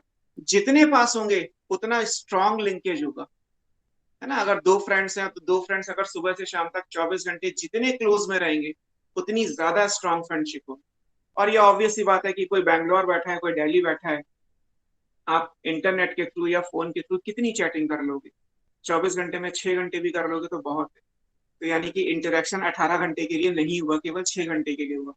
और कोई ब्रदर सिस्टर है या कोई ट्विन सिस्टर्स हैं तो पता चला कि 24 घंटे इंटरेक्शन हो रहा है, क्योंकि एक ही घर के एक ही रूम में रह रहे हैं। तो जीन्स जितने पास पास होंगे इंटरेक्शन यानी लिंकेज उतना स्ट्रांग होता है। अगर 2 अलग अलग क्रोमोसोम है तो वैसे ही इंटरेक्शन नहीं होगा। अगर 2 अलग अलग घर में लोग रह रहे हैं तो इंटरेक्शन होने का मतलब ही नहीं है। एक घर में रह रहे हैं तो जितने पास में रहेंगे उतना ज्यादा, जितने दूर होंगे उतना कम। ये लॉजिक लिंकेज का है जो आप मेंडल जेनेटिक्स के बाद में पढ़ोगे। फिर भी हमें इसकी जरूरत है, इसलिए हम लिख रहे हैं कि ऐसा नहीं है कि मेंडल के 7 कैरेक्टर एक्चुअली 7 क्रोमोसोम पे हो। बेसिकली वो 4 क्रोमोसोम पे होते हैं।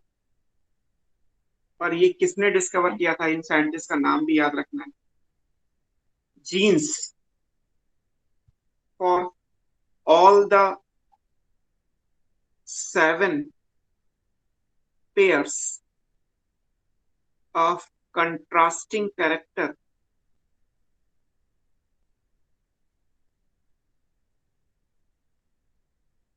are actually located on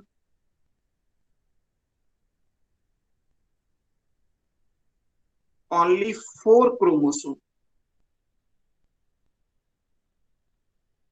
तो एक तो क्वेश्चन ये मिलेगा कि मेंडल के 7 पेयर ऑफ कंट्रास्टिंग कैरेक्टर कितने क्रोमोसोम पे प्रेजेंट होते हैं। तो 7 नहीं होते, आंसर क्या आएगा 4 पेयर ऑफ क्रोमोसोम्स पे। ऑल्दो अभी मैंने आपको बताया और पी प्लांट के लिए 2n नंबर कितना होता है 14, यानी कि n= कितना हुआ 7। ऐसा हो सकता था कि एक करेक्टर एक क्रोमोसोम पे होता, लेकिन फिलहाल मेंडल ने जो 7 स्टडी किए पेयर ऑफ कंट्रास्टिंग करेक्टर वो एक्चुअली 4 क्रोमोसोम। और इसमें भी लक था कि जो उन्होंने वैरायटी ली थी कंट्रास्टिंग, उन सब में डोमिनेंस और रिसेसिवनेस वाली बात आ गई कि एक डोमिनेंट है और दूसरा रिसेसिव है। ये भी इंपॉर्टेंट है, ये भी था इसमें। Luckily all were related as dominant और रिसेसिव। जैसे अभी आपने 7 कैरेक्टर्स बनाए टेबल में पिछले पेज पे, तो सब में आपने एक डोमिनेंट और एक रिसेसिव माना। ये भी कोई जरूरी नहीं है, लेकिन मेंडल ने जो चूज किया उसमें उनका लक काम कर गया कि सातों के सातों में एक डोमिनेंट है और एक रिसेसिव। जहां तक बात है कि ये किसने प्रूव किया कि मेंडल के जो 7 कैरेक्टर है वो 4 क्रोमोसोम पे हैं, 4 क्रोमोसोम पे ये 7 पेयर ऑफ कंट्रास्टिंग कैरेक्टर।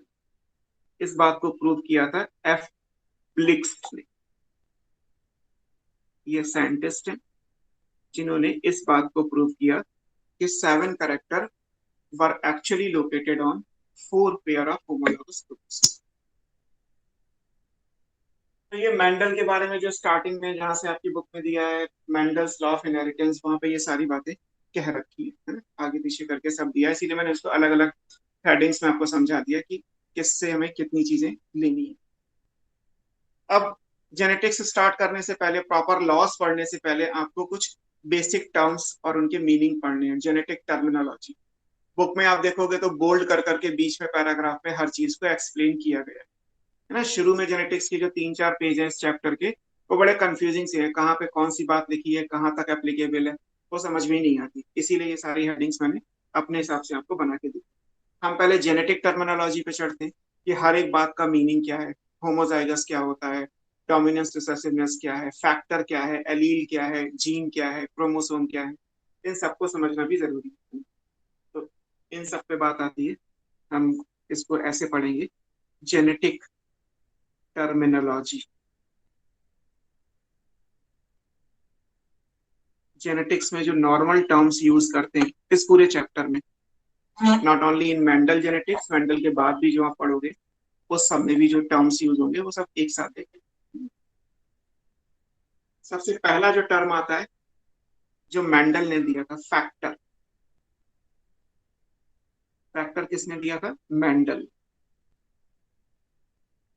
आज की डेट में इसी पेयर ऑफ फैक्टर को पेयर ऑफ यूनिट फैक्टर कहते हैं।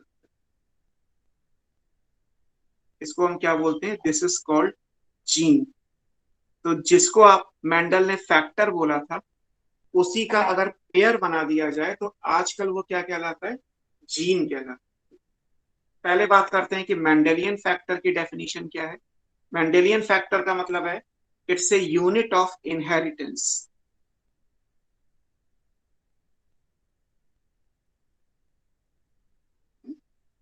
दैट डिटरमाइन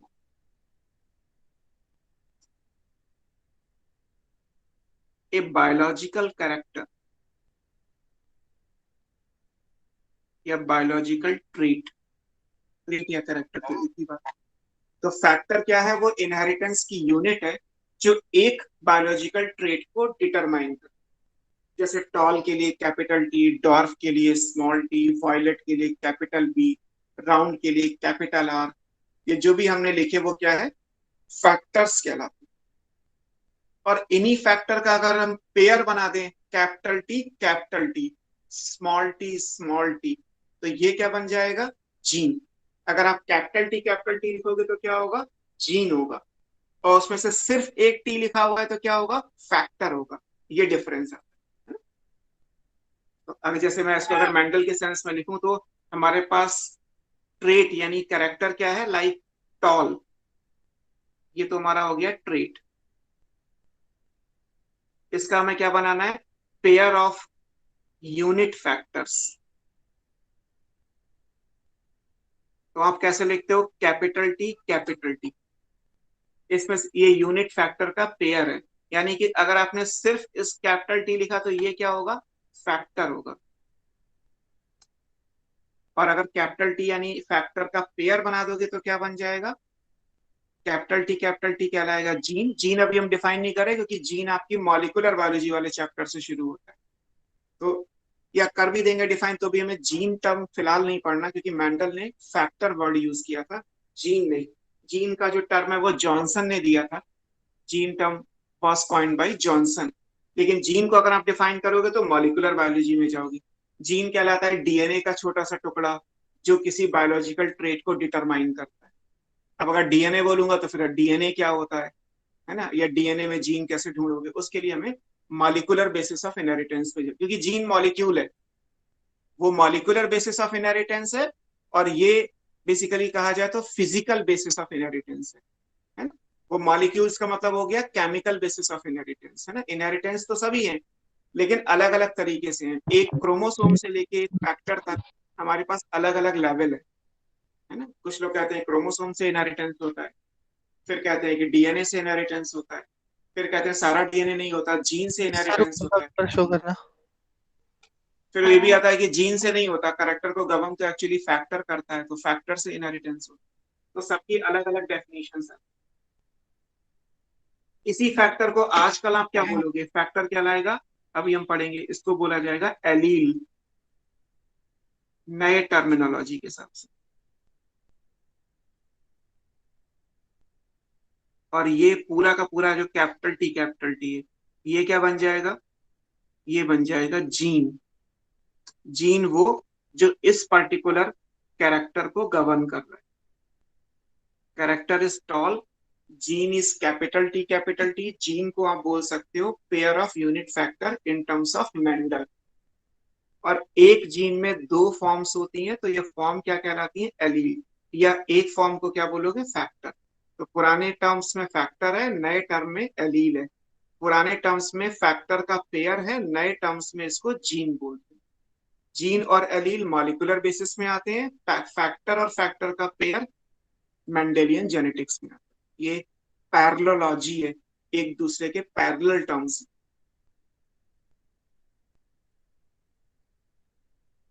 ठीक है, मैं आपको अब एलील के हिसाब से डिफाइन कर देता हूं कि व्हाट इज एलील। एलील को आप एलीलोमॉर्फ भी लिख सकते हो।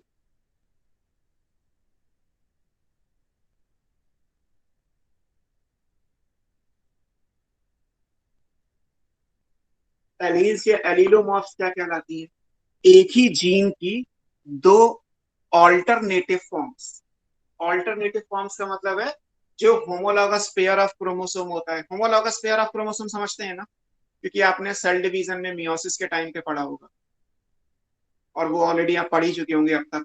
तो होमोलॉगस पेयर ऑफ क्रोमोसोम समझ में आता है, मदर का क्रोमोसोम नंबर 1 है तो फादर का भी क्रोमोसोम नंबर 1 होगा, जो मियोसिस में साइनेप्सिस के टाइम पे आमने सामने आते हैं। तो जो पेयर ऑफ होमोलॉगस क्रोमोसोम है, उस पे एक ही जीन की जो दो कंट्रास्टिंग फॉर्म होती है, उनको हम एलील या एलीलोमॉर्फ्स बोलते हैं। दीज आर ऑल्टरनेटिव फॉर्म्स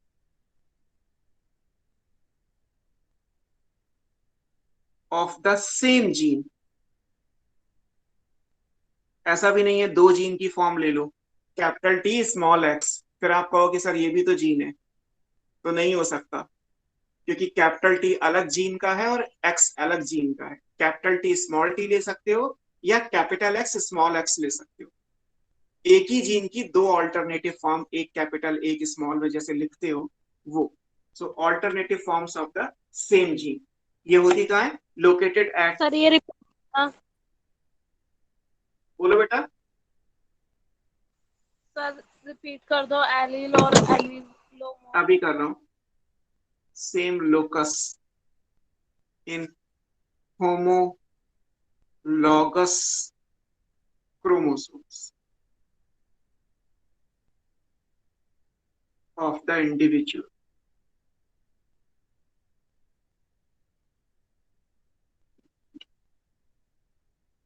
ठीक, रिपीट करने में मुझे ये रिपीट करना है, मैंने अभी आपको बोला कि ऑल्टरनेटिव फॉर्म्स का मतलब ये नहीं है कि आप एक बड़ा और एक छोटा कुछ भी ले लोगे। लाइक अगर कैपिटल एक्स और स्मॉल टी होता, अब आप कहेंगे सर एक कैपिटल है और एक स्मॉल है, तो ये भी तो ऑल्टरनेटिव हो गया एक दूसरे के, लेकिन ये एक दूसरे के ऑल्टरनेटिव नहीं हुए, क्योंकि कैपिटल एक्स का ऑल्टरनेटिव बनता है स्मॉल एक्स, स्मॉल टी का ऑल्टरनेटिव होता है कैपिटल टी। तो अगर आप कैपिटल टी स्मॉल टी लिख रहे हो तो ये डेफिनेशन वैलिड है, कैपिटल एक्स स्मॉल एक्स लिख रहे हो तो ये डेफिनेशन वैलिड है। ऐसे देखो, मान लो आपको जैसे समझ में आए वैसे समझिए, ये एक क्रोमोसोम है और ये क्रोमोसोम का पेयर है। क्रोमोसोम में पीछे सेंट्रो करना।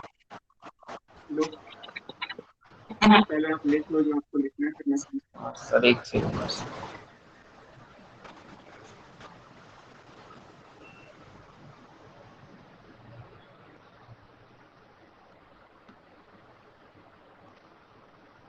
हो गया सर। हो गया? हो गया सर। ठीक। मान लीजिए मैंने ये क्रोमोसोम का पेयर बनाया, अगर मैं कह रहा हूं कि ये pair of homologous chromosome,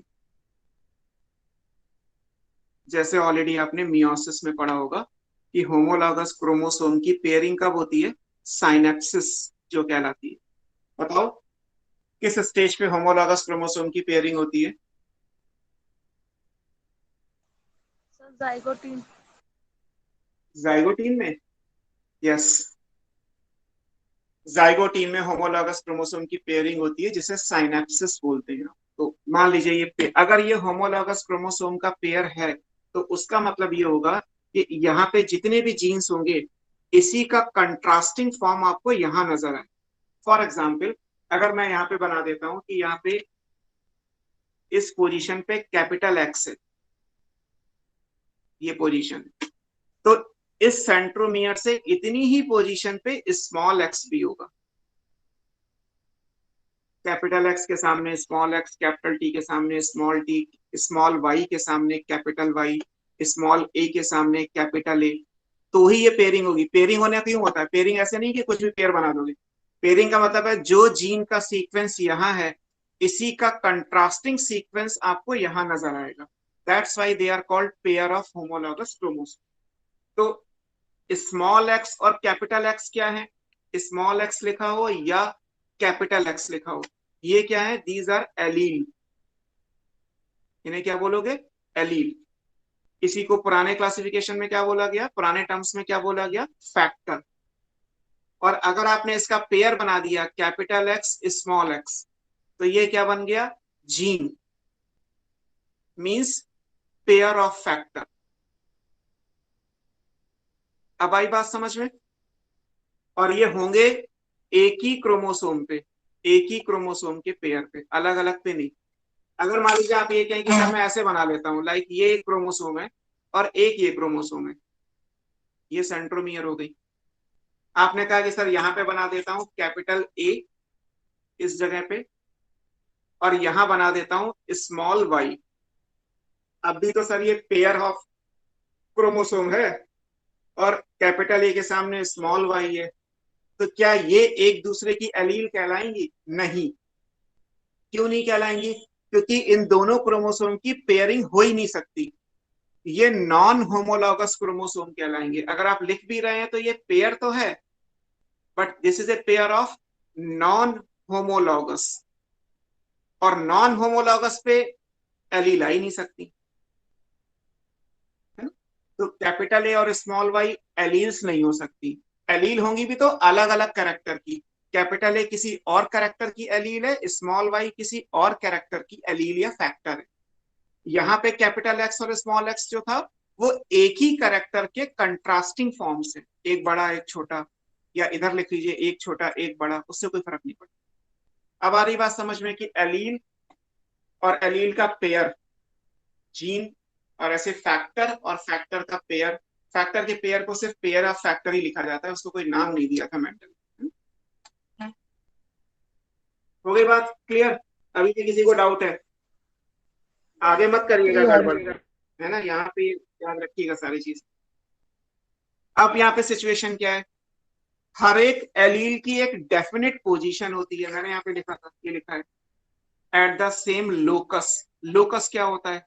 locus is the definite position. ऐसा भी नहीं है कि ये क्रोमोसोम है ये क्रोमोसोम है, आपने कहा कि sir pair of homologous chromosome है, मैं कैपिटल एक्स यहां बना लेता हूं स्मॉल एक्स यहां बना दूं, तो क्या ये दोनों एक दूसरे के कंट्रास्टिंग फैक्टर कहलाएंगे? तब भी नहीं होंगे।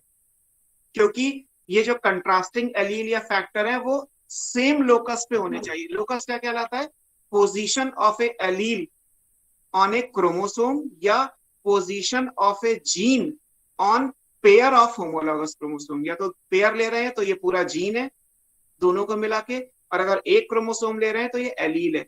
तो जो डेफिनेट पोजीशन होती है कि सेंट्रोमियर से मान लेते हैं कि कोई डिस्टेंस है जहां पे एक्स है, तो ये भी नहीं कि आप इधर बना दो, इसके सामने ही बनेगी एग्जैक्टली।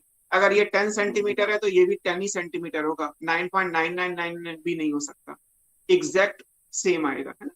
तो नेक्स्ट डेफिनेशन, नेक्स्ट हमारा क्या है टर्म? लोकस। सर बोलो। सर मदर फादर के ऑटोजोम्स जो होंगे वो भी होमोलोगस क्रोमोसोम होंगे।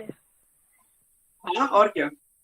मदर फादर के एक्चुअली ऑटोसोम्स ही तो होमोलॉगस हो पाते हैं, क्योंकि मेल में जो एक्स वाई आएगा वो होमोलॉगस नहीं होता, थोड़ा होता है थोड़ा नहीं होता, और फीमेल में तो एक्स एक्स होता है, वो होमोलॉगस होगा पूरा का पूरा। मेल में जो आप एक्स वाई बनाओगे, ह्यूमन मेल में 23rd पेयर जो सेक्स क्रोमोसोम होगा, उसका कुछ पोर्शन होमोलॉगस होता है, कुछ नॉन होमोलॉगस होता है। बाकी जितने भी ऑटोसोम्स हो या फीमेल में सेक्स क्रोमोसोम हो, वो सारे के सारे ऑटोसोम्स, वो सारे के सारे होमोलॉगस ही होते हैं। लोकस क्या कहलाएगा? Locus is the definite position, fix होती है ये, ऑफ ए जीन और फैक्टर। बस ये अब हमेशा याद रखिएगा, क्योंकि बार बार लिखूंगा तो बहुत टाइम लगेगा। जीन मतलब एक पेयर लेना है, फैक्टर मतलब एक क्रोमोसोम लेना है ना। So definite position of a gene और फैक्टर ऑन ए क्रोमोसोम।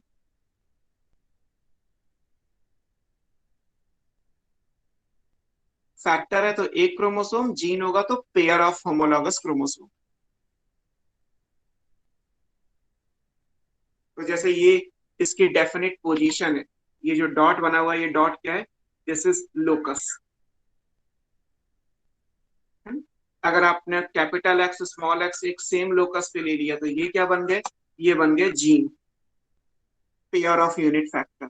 और अगर इसमें से एक एक अलग अलग करके लिया तो क्या कहलाएंगे? एलील और ए सिंगल फैक्टर, ऐसे समझ लीजिए। और ये सारी बातें होमोलॉगस क्रोमोसोम के पेयर पे एप्लीकेबल हैं। अब दो टर्म यूज होते हैं, होमोजाइगस, हेट्रोजाइगस, और फिर एक वर्ड आता है हेमीजाइगस। इन तीनों का मतलब क्या है? अगर सर हाँ बोलो। द ट्रेट क्या होगा? ट्रेट का मतलब कैरेक्टर। मैंडल ने अपनी कैरेक्टर और लैंग्वेज में, ट्रेट। हाँ हाँ एक ही बात है बेटा। जैसे फैक्टर और एलील एक है, वैसे ट्रेट और कैरेक्टर एक ही है। मैंडल ने अपने लैंग्वेज में ट्रेट लिखा था, आजकल हम उसे कैरेक्टर भी बोल देते हैं। एक तो बात ये हो जाती है कि किसी साइंटिस्ट ने जो टर्म यूज किए हम वही पढ़ते रहे। एक ये होता है कि उनको नॉर्मली लोग चेंज कर लेते हैं, कैरेक्टर ज्यादा आसान लगता है तो कैरेक्टर लिख लीजिए, ट्रेट लिख लीजिए, एक ही बात। कंट्रास्टिंग ट्रेट या contrasting character are the same. ठीक है, आगे चले। Next is homozygous. क्या है? अभी जैसे आपने बोला था प्योर लाइन थोड़ा होमोजाइगस। ऊपर कर दीजिए। होमोजाइगस, होमोजाइगस कहलाता है कि अगर ये जो फैक्टर या एलील है, ये जो फैक्टर या एलील आपने लिखे, अगर ये आइडेंटिकल हो, दोनों स्मॉल हो या दोनों कैपिटल हो, तो वो क्या कहलाते हैं? होमोजाइगस। होमोजाइगस का मतलब है इंडिविजुअल हैविंग सेम और आइडेंटिकल एलील्स या फैक्टर्स, तो होमोजाइगस होते हैं।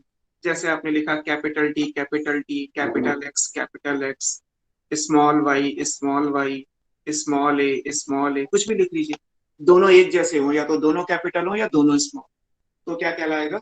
होमोजाइगस। क्या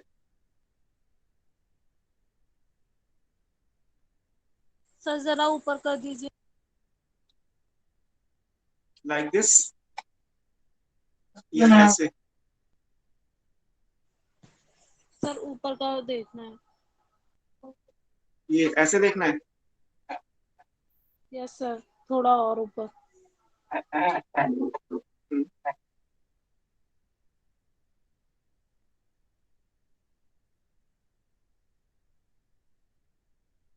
हो गया sir.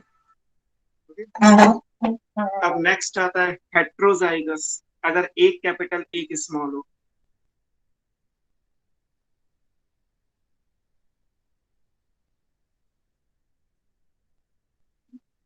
Individuals, I N, individuals having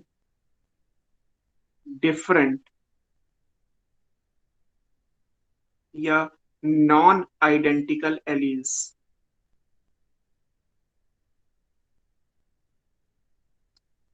heterozygous, non identical. Non identical का मतलब हो गया like capital T small T, capital R small R, capital Y.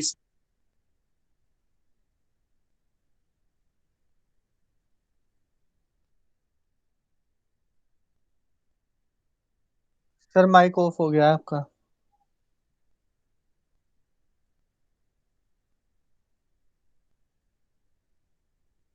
Okay, सो हेट्रोजाइगस का मतलब हुआ capital T small T, capital R, capital Y small Y, इस तरीके से, है ना। लेकिन ये नहीं, कैपिटल ए स्मॉल वाई मत कर दीजिएगा कि सर ये भी तो नॉन आइडेंटिकल एलील का पेयर हो गया, क्या इसको हेट्रोजाइगस बोलेंगे? इसको नहीं बोलेंगे, क्योंकि ये एक करेक्टर का नहीं है, ये दो अलग अलग करेक्टर हैं।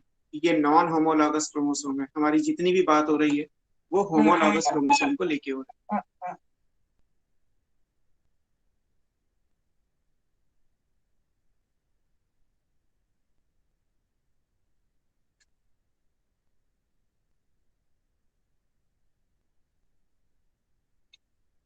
हो गया बेटा?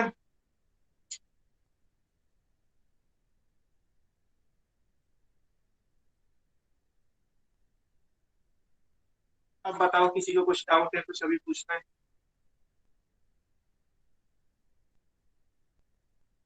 सर हेट्रोजाइगस ऑल्टरनेट होंगे ना? हाँ, ऑल्टरनेट एक ही करेक्टर, क्या दो अलग अलग करेक्टर का ऑल्टरनेट नहीं, मतलब ये चीज अंडरस्टूड है। अब हेट्रोजाइगस है तो एक ही करेक्टर का ऑल्टरनेट, लाइक कैपिटल टी के साथ स्मॉल टी। ये नहीं कि कैपिटल टी के साथ स्मॉल आर लिख दोगे कि सर ये भी तो ऑल्टरनेट हो गया। अब हम इसको भी हेट्रोजाइगस बोलेंगे क्या? इसको हेट्रोजाइगस नहीं बोलेंगे। सर बोलो। हो गया सर। हो गया। अब इसके बाद आएगा सर हेमीजाइगस। हाँ बोलो।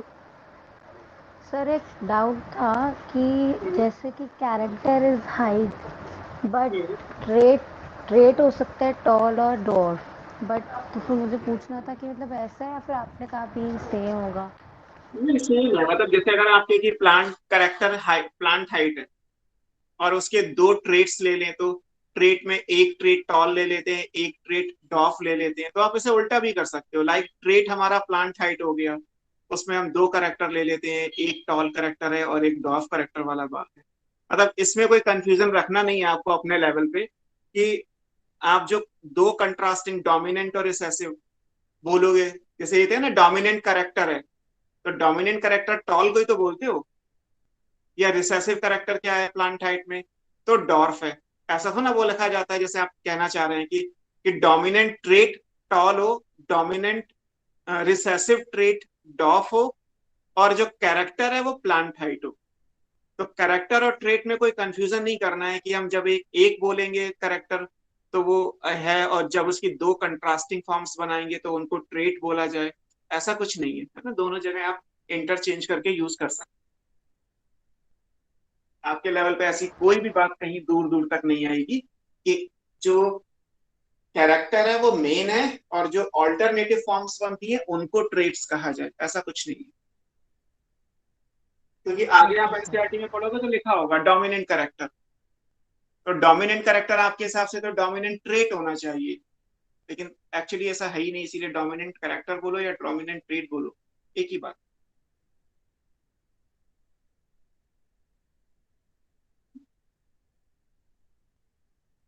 ठीक है। Okay sir. नेक्स्ट आएगा हेमीजाइगस, वो फिर हम अगली क्लास में करते हैं कल। और कल हम ये टर्मिनोलॉजी पूरी करके मोनोहाइब्रिड क्रॉस भी कर चुके होंगे, इतना तो हो ही जाएगा। ठीक है। Okay sir. ओके सर, नमस्ते। ओके ओके सर, नमस्ते। Okay sir. नमस्ते नमस्ते। चलो थैंक यू कल सर। मिलते हैं। नमस्ते। Thanks to all. Thank you sir, नमस्ते। क्या बात है सर, नमस्ते करने लग रहे हैं।